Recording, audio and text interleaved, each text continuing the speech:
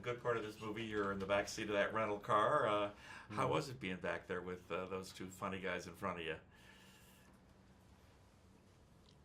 It was a lot more confining than I thought it was going to be on the script. And that's the first part. The second part is I had the best seat in the house. And just to be a fan of Ed already individually and a fan of Owen individually, to have them right there and to realize you literally have the best seat in the house. You're watching comedy masters go at it, and then having to remind yourself, oh, I'm involved in this. This is me tied up back here. This is wonderful. So yeah, it was a great experience. You know, I know we're a master at improv. Did you get a chance to use some of that in this movie?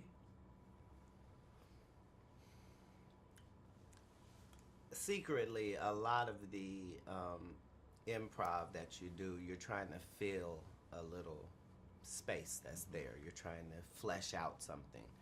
And that wasn't necessary here. Restraint was more in use than the go button, and so I appreciated the nuance of it. Yeah.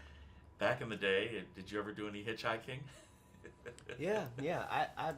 I did my research on both ends. I spent a fateful couple of days hitchhiking in my youth, and I'm on my 13th or 14th consecutive 100-city tour around the United States, so we picked up hitchhikers. I've learned so much. That's why I knew the role was for me, because I had these experiences. That's interesting, yeah. And I bet you've had some interesting conversations with people that you've picked up over the years. Well, I realized it's crazy on both ends. If you're the hitchhiker trying to be picked up, either this is how you operate, or this is a once-in-a-lifetime thing for you.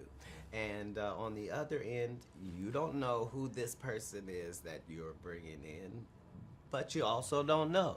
Yeah. It might be a wonderful story, and for that to get to play out here was pretty good. And what am I, the only black hitchhiker we've had in history thus far? Yes, I probably won't get any credit for that, but I'm breaking these racial divides whenever I can.